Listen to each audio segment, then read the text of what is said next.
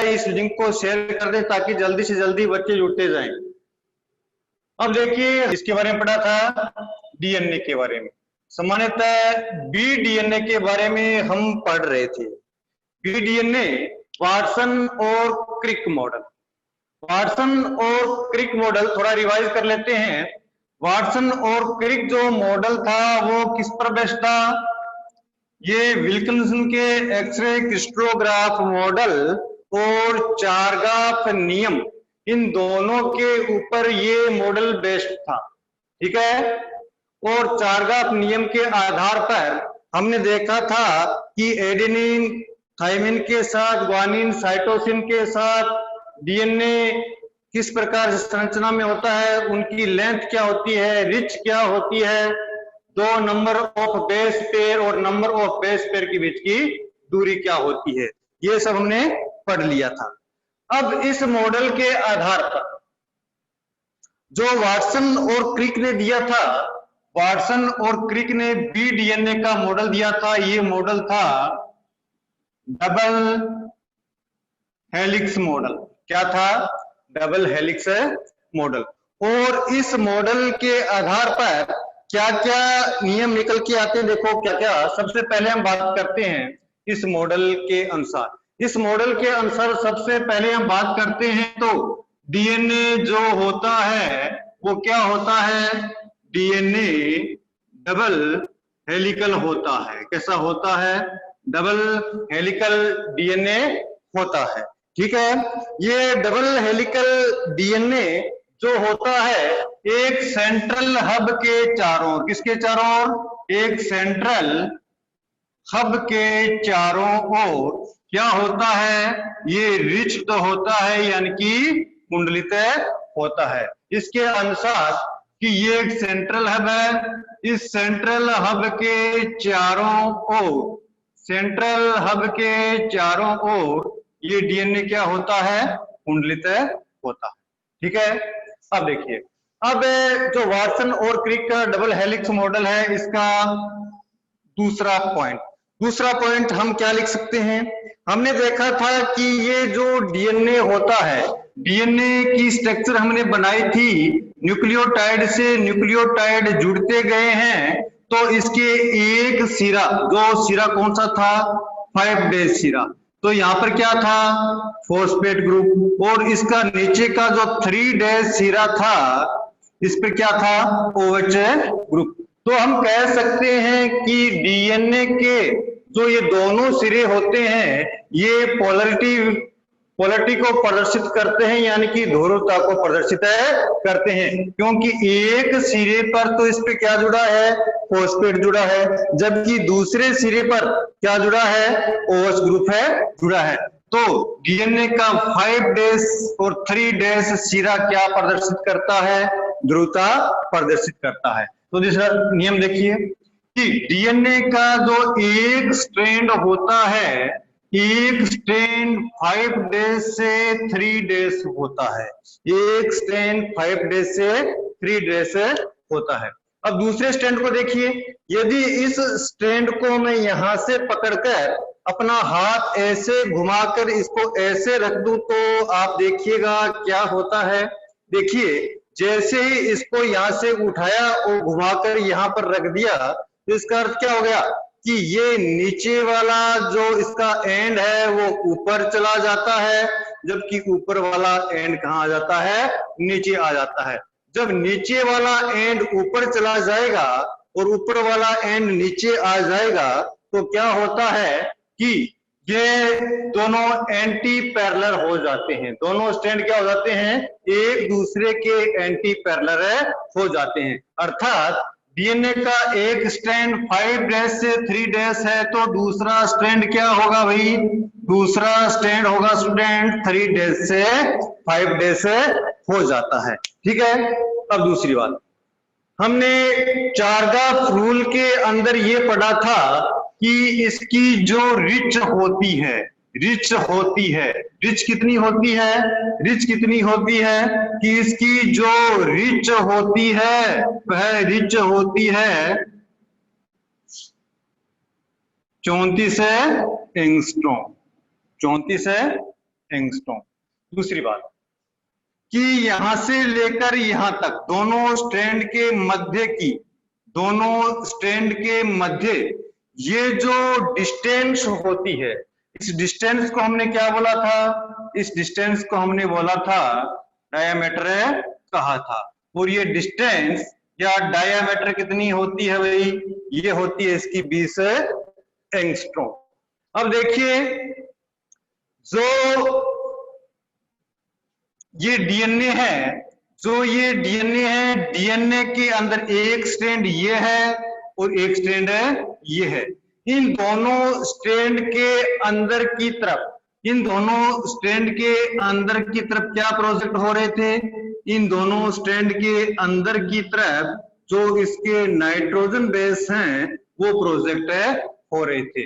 यानी कि हम कहते हैं कि जो ये स्ट्रैंड होते हैं, स्ट्रैंड के इनसाइड क्या होते हैं? स्ट्रैंड के इनसाइड यानी कि अंदर की तरफ, स्ट्रैंड के इनसाइड क्या प्रोजेक्ट होते हैं? स्ट्रैंड के इनसाइड प्रोजेक्ट होते हैं नाइट्रोजन बेस प्रोजेक्ट होते हैं। कभी भी नाइट्रोजन बेस इस स्ट्रैंड के बाहर की तरफ प्रोजेक्ट नहीं होते हैं, जबकि इन दोनों स्ट्रैंड के अंदर की तरफ प्रोजेक्ट होते हैं। अब देखिए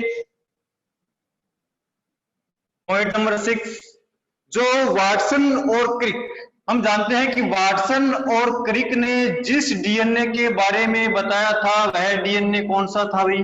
वह डीएनए था बी डीएनए। कौन सा डीएनए था? B DNA. और ये बताया था कि जो प्रत्येक डीएनए होता है, प्रत्येक डीएनए की जो रिच होती है, प्रत्येक डीएनए की रिच में नंबर ऑफ बेस पेयर की जो संख्या होती है वह क्या होती है? फिक्स होती है। तो ये बी डीएनए है और बी डीएनए के अंदर हमने देखा था कि इसकी रिच में कितने नंबर ऑफ बेस पेयर पाए जाते हैं? इसकी रिच में 10 नंबर ऑफ बेस पेयर पाए जाते हैं। तो देखिए नंबर ऑफ बेस पेयर। अब यहां पर बात आती है कि दोनों स्ट्रैंड के बीच में हम क्या बात करें? नंबर ऑफ बेस पेयर होते हैं। इसका अर्थ है कि जो बेस होते हैं, नाइट्रोजिनस बेस होते हैं, वो क्या करते हैं? पेयरिंग करते हैं। क्या करते हैं भाई? पेयरिंग करते हैं।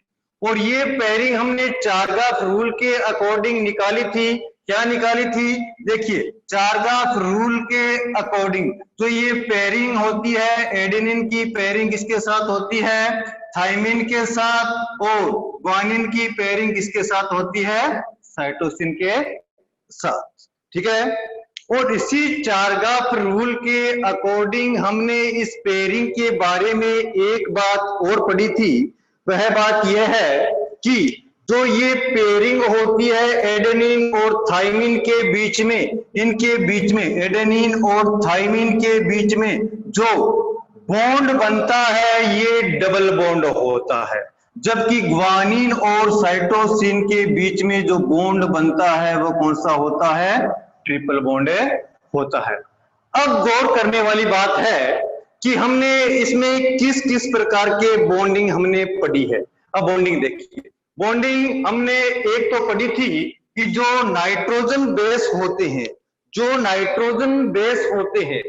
नाइट्रोजन बेस किसके साथ जुड़ते हैं? जब पेंटोज शुगर के साथ जुड़ते हैं, जुड़ते हैं। नाइट्रोजन बेस जब पेंटोज शुगर के साथ जुड़ते हैं तो बॉन्ड बनता है एन ग्लाइकोसिडिक बॉन्ड। कौन सा बॉन्ड बनता है भी? एन ग्लाइकोसिडिक बॉन्ड बनता है। ठीक है। और जब न्यूक्लियोटाइड के अंदर कोई फॉस्फेट न्यूक्लियोसाइड में आकर जुड़ता है तो फॉस्फेट पेंटोज शुगर के जो 5' कार्बन होता है और इस 5' कार्बन से एक बॉन्डिंग करता है। किससे बॉन्डिंग करता है?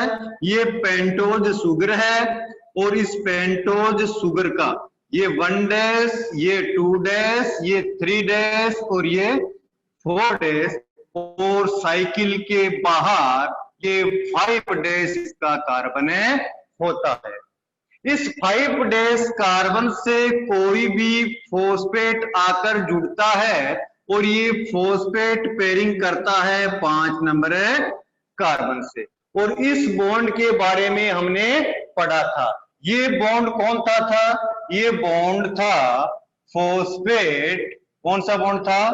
Phosphate ester bond. कौन सा बॉन्ड था भाई? Phosphate ester bond. अब देखिए हम डीएनए के अंदर देखते हैं, एक तो अनग्लाइकोसिडिक बॉन्ड, फॉस्फेट ईस्टर बॉन्ड। अब एक तीसरा बॉन्ड और होता है, तीसरा बॉन्ड और होता है। जो तीसरा बॉन्ड वो कहां बनता है? नाइट्रोजन बेस के मध्य बनता है। कहां बनता है? नाइट्रोजन बेस के मध्य। यानी कि जब नाइट्रोजन बेस पेयरिंग करते हैं तो जो बॉन्ड बनता है वह बॉन्ड होता है हाइड्रोजन बॉन्ड। कौन सा बॉन्ड होता है? Hydrogen bond. ठीक है, तो इस प्रकार से डीएनए के अंदर 3 प्रकार की बॉन्डिंग पाई जाती है। ठीक है स्टूडेंट्स।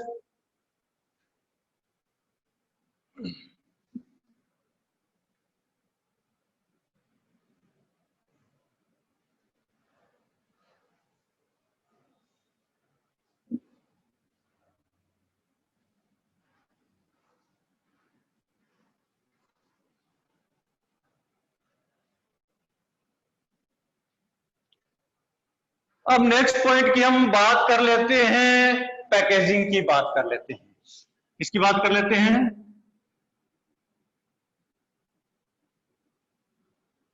पैकेजिंग की बात कर लेते हैं। अब सबसे पहले देखिए ये पैकेजिंग क्या होती है।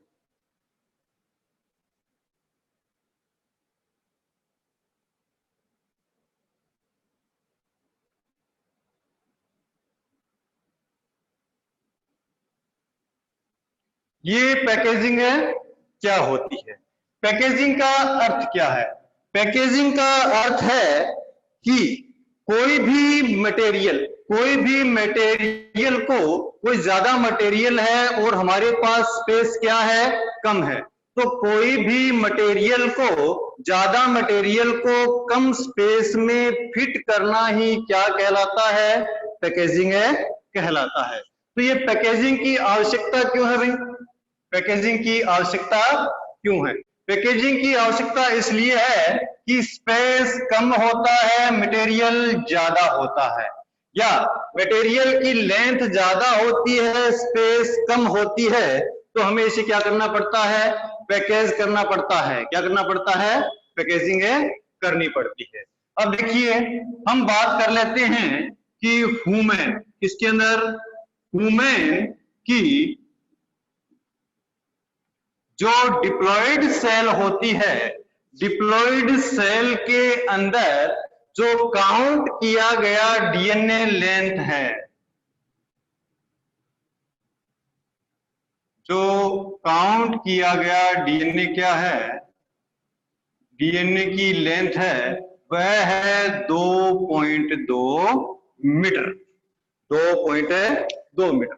अब आप सपोज कीजिए कि सेल की बात करते हैं। सेल क्या है? सेल एक बहुत ही छोटी संरचना होती है, और जबकि डीएनए कहां पाया जाता है?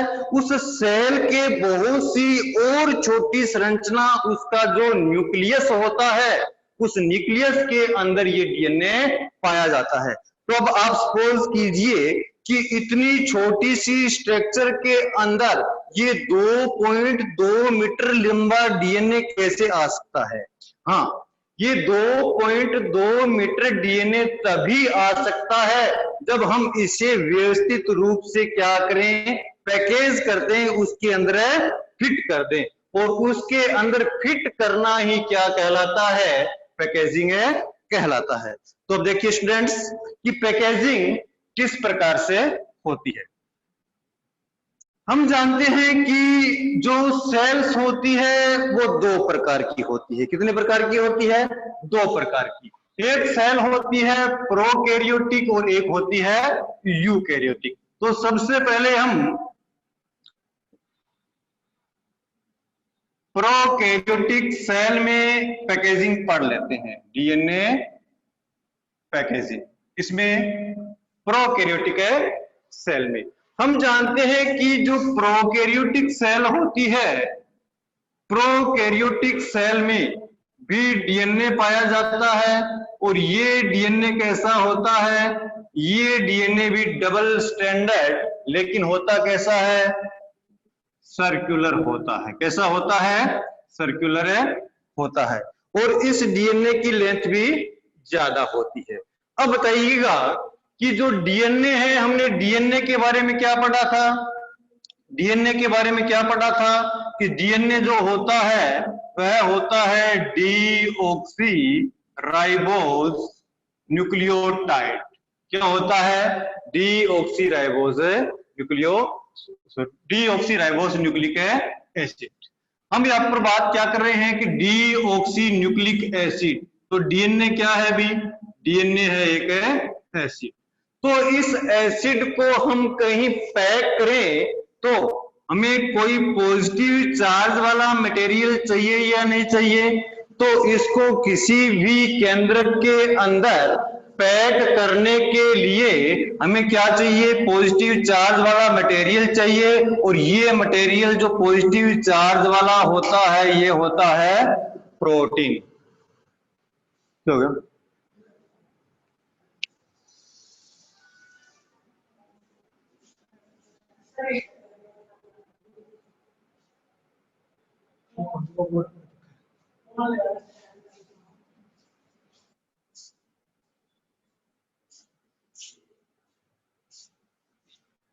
ये मटेरियल क्या है, ये मटेरियल होता है प्रोटीन। और हम सभी जानते हैं कि जो प्रोटीन होता है ये प्रोटीन पॉजिटिव चार्ज होता है। प्रोटीन कैसा होता है अभी, प्रोटीन जो होता है ये पॉजिटिव चार्ज होता है। अब देखिए ये पॉजिटिव चार्ज प्रोटीन है और ये एक नेगेटिव चार्ज डीएनए है। तो हम जानते हैं कि जो प्रोकैरियोटिक सेल होती है, तो प्रोकैरियोटिक सेल के अंदर जो न्यूक्लियस होता है, तो न्यूक्लियस के चारों ओर क्या नहीं पाई जाती है, इसके अंदर न्यूक्लियर मेम्ब्रेन जो होती है वो एब्सेंट होती है। क्या एब्सेंट होती है, न्यूक्लियर मेम्ब्रेन एब्सेंट होती है। इसकी न्यूक्लियर मेम्ब्रेन एब्सेंट होने के कारण जो इसका डीएनए होता है या इसका केंद्रक होता है वो वेल डेवलप नहीं होता है। कैसा नहीं होता है, वेल डेवलप नहीं होता है। इसलिए ये प्रोकैरियोटिक सेल का डीएनए पैकेजिंग इतना ज्यादा इंपॉर्टेंट भी नहीं है। तो अब हम देखते हैं प्रोकैरियोटिक्स के बाद जो सेल है वह होती है यूकैरियोटिक सेल। कौन सी सेल होती है, यूकैरियोटिक सेल। यूकैरियोटिक सेल कौन सी सेल है भाई, यूकैरियोटिक सेल। अब देखिए यूकैरियोटिक सेल, यूकैरियोटिक सेल के अंदर यूकैरियोटिक सेल में क्या है, डीएनए पैकेजिंग। यूकैरियोटिक सेल में डीएनए पैकेजिंग। अब हम यूकैरियोटिक सेल के डीएनए पैकेजिंग की जो बात करते हैं वो देखिए कि यूकैरियोटिक सेल में डीएनए पैकेजिंग है कैसे होती है। सबसे पहले हम देखिए कि यूकैरियोटिक सेल के अंदर जो डीएनए होगा डीऑक्सी राइबोज न्यूक्लिक एसिड, यानी कि डीएनए भी कैसा होगा भाई, डीएनए जो होगा डीएनए पर चार्ज कैसा होगा, नेगेटिव होगा। तो इसके डीएनए को पैक करने के लिए पॉजिटिव चार्ज वाला मटेरियल चाहिए या नहीं चाहिए, तो हमें पॉजिटिव चार्ज वाला मटेरियल चाहिए और ये पॉजिटिव चार्ज वाला जो मटेरियल होता है यह मटेरियल होता है स्टोन प्रोटीन। क्या होते हैं ये मटेरियल जो होता है, ये होता है स्टोन प्रोटीन। ठीक है, स्टोन प्रोटीन। स्टोन प्रोटीन कैसे होते हैं, स्टोन प्रोटीन पॉजिटिव चार्ज होते हैं। कैसे होते हैं, पॉजिटिव चार्ज होते हैं। स्टोन प्रोटीन पॉजिटिव चार्ज है और ये कैसा है, नेगेटिव चार्ज है। ये नेगेटिव चार्ज है तो कैसा है, एसिड है। कैसा है? एसिड है। तो ये पॉजिटिव चार्ज होंगे तो ये कैसे होंगे? बेस होंगे। क्या होंगे? बेस, बेसिक होंगे। कैसे होंगे? बेसिक, यानी कि क्षारीय प्रवृत्ति के होंगे। हमें पता है कि जो स्टोन है वो क्या है? एक प्रकार की प्रोटीन है।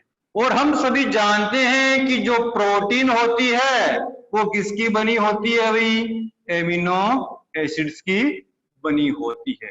वो जो एमिनो एसिड्स होते हैं वो उदासीन भी हो सकते हैं, अम्लीय भी हो सकते हैं, क्षारीय भी हो सकते हैं। तो यहाँ पर हमें कौन से प्रकार के एमिनो एसिड्स की आवश्यकता है? क्योंकि हम यहाँ पर बेसिक प्रकार का, स्टोन क्या है? बेसिक प्रोटीन है। तो इस प्रोटीन को बनाने के लिए जो हमारे पास एमिनो एसिड होने चाहिए वो भी किस प्रकार के होने चाहिए? क्षारीय प्रकृति के होने चाहिए या नहीं होने चाहिए? तो देखिए, तो क्षारीय प्रकृति के एमिनो एसिड होते हैं वो होते हैं आर्जिनिन और लाइसिन। क्या होते हैं? आर्जिनिन और लाइसिन। तो इसलिए जो स्टोन प्रोटीन जो होते हैं, इन स्टोन प्रोटीन में सबसे ज्यादा मात्रा किसकी होती है? आर्जिनिन और लाइसिन एमिनो एसिड ही पाई जाती है। ये तो थी स्टोन प्रोटीन की प्रकृति की बात। अब देखिए, जो डीएनए पैकेजिंग के अंदर, जो डीएनए पैकेजिंग के अंदर स्टोन प्रोटीन होती है, डीएनए पैकेजिंग के अंदर स्टोन प्रोटीन होती है, वो कितने प्रकार की होती है? Types of stone protein, types of stone protein. अब देखिए, डीएनए पैकेजिंग के अंदर जो प्रोटीन होती है 5 टाइप्स की होती है। कितने टाइप्स की होती है? 5 टाइप्स की होती है। टाइप्स कितने हैं? 5। ये 5 टाइप क्या देखिए, 5 टाइप क्या है देखिए, H1, H2A, H2B, H3, H4। तो यहां पर गौर कीजिएगा कि हम बात कर रहे हैं कि जो हिस्टोन प्रोटीन होती है वो 5 टाइप की है। कितने टाइप की है? 5 टाइप की है। लेकिन इसकी जो नंबरिंग है उसमें कहीं पर भी 5 नहीं आता है। अंतिम नंबरिंग क्या आती है इसकी? H4 ही आता है। इसका रीजन यहां पर देखिए कि जो H2 प्रोटीन है इसकी 2 वेराइटीज पाई जाती है, यानी कि 2 टाइप में ये पाई जाती है। 2 टाइप इसका क्या है? एक तो है H2A और सेकंड क्या है? H2B। इसलिए इसके अंदर जो 5 प्रोटीन होती है उसमें कभी भी H5 नहीं आता है, क्योंकि H2A की वेराइटीज कितनी है? 2 वेराइटीज होती है। अब देखिए, डीएनए पैकेजिंग के अंदर ये जो प्रोटीन है ये किस प्रकार से व्यवस्थित रहती है और किस प्रकार से उस डीएनए की पैकेजिंग करती है। अब देखिए इधर, देखिए जो इसके अंदर जो H2A से लेके H2 तक जो हिस्टोन प्रोटीन होती है, यानी कि H2A, H2B, H3, H4, तो इनका एक सेट तो ये हो गया। और इसी प्रकार का एक सेट और ले लीजिए, H2A, H2B, H3 और H4, ये दूसरा सेट हो गया। ठीक है, ये दोनों सेट क्या होते हैं? ये दोनों सेट एक यूनिट के रूप में पाए जाते हैं। किसके रूप में पाए जाते हैं? एक यूनिट के रूप में पाए जाते हैं। एक यूनिट के रूप में पाए जाते हैं। तो देखिएगा, जो ये यूनिट है, इस यूनिट के अंदर कितने स्टोन प्रोटीन हैं? इस यूनिट के अंदर 8 स्टोन प्रोटीन हैं। तो इसे क्या कहेंगे? स्टोन ऑक्टामर कहते हैं। क्या कहते हैं? स्टोन ऑक्टामर कहा जाता है। 8 प्रोटीन होने के कारण इसे क्या कहते हैं? स्टोन ऑक्टामर कहा जाता है। ये तो थी अब देखिए ये डीएनए पैकेजिंग के अंदर जो 8 के 8 स्टोन होते हैं वो किस प्रकार से पैक्ड होते हैं, 8 के 8 प्रोटीन जो होते हैं वो किस प्रकार से पैक्ड होते हैं। अभी हमारी क्लास का टाइम हो रहा है, कल ये यहाँ से शुरू करेंगे। और एक बात और, जितने भी बच्चे हैं वो कल से टाइम से ऑनलाइन आ जाएं, अपने जो पासकोड लगा लें और जो लिंक है वो अन्य बच्चों को भी सेंड कर दें और लाइव क्लास ज्यादा से ज्यादा बच्चों को अटेंड करनी है।